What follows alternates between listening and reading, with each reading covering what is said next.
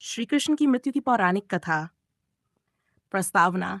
महाभारत युद्ध के बाद यदुवंश अत्यधिक अहंकारी और शक्तिशाली हो गया था।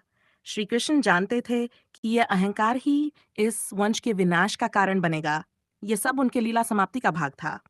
यदुवंश का विनाश। एक दिन यदुवंश के युवकों ने ईशी, दुर्वासा, विश्वामित्र आदि को मजाक में एक झूठा खेल दिखाया।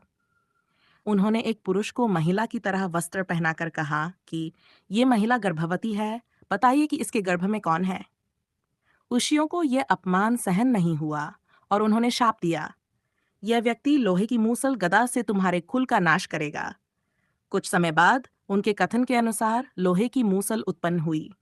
श्री कृष्ण ने उसे चूर्ण करवाकर समुद्र में फेंकवा दिया, पर चूर्ण कंटीले घास की तरह समुद्र तट पर जम गया। एक दिन ये दुवंशी प्रभासक क्षेत्र में तीर्थयात्रा पर गए। वहां ये पानकर आपस में झगड़ने लगे और उन्हीं समुद्र तटीय कंटीले घासों से एक दूसरे को मारने लगे। अंत में सभी यदुवंशी नष्ट हो गए।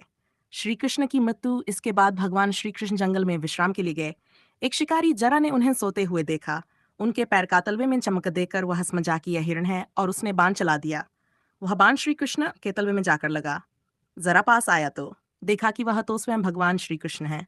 वह भयभीत होकर क्षमा मांगने लगा। श्री कृष्ण मुस्कुराए और बोले, हे जरा, तू अपने कर्म के अनुसार ही आया है। पिछले जन्म में मैंने बाली को छिपकर बाण मारा था, आज तूने वह कर्म लौटाया है। इसके बाद श्री कृष्ण ने धरती पर अपनी लीला पूर्ण की और अपने निज धाम वैकुंठा को प्रस्थान किया। सत्य और संदेश। ये कथा पौराणिक है और हिंदू धर्म में इसे आस्था और प्रतीकात्मक रूप से समझा जाता है। यह हमें सिखाती है कि कर्म का फल अवश्य मिलता है।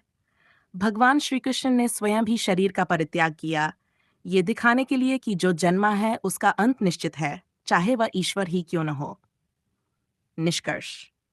भगवान श्री कृष्ण की मृत्यु कोई साधारण घटना नहीं थी, ये एक लीला समाप्ति थी।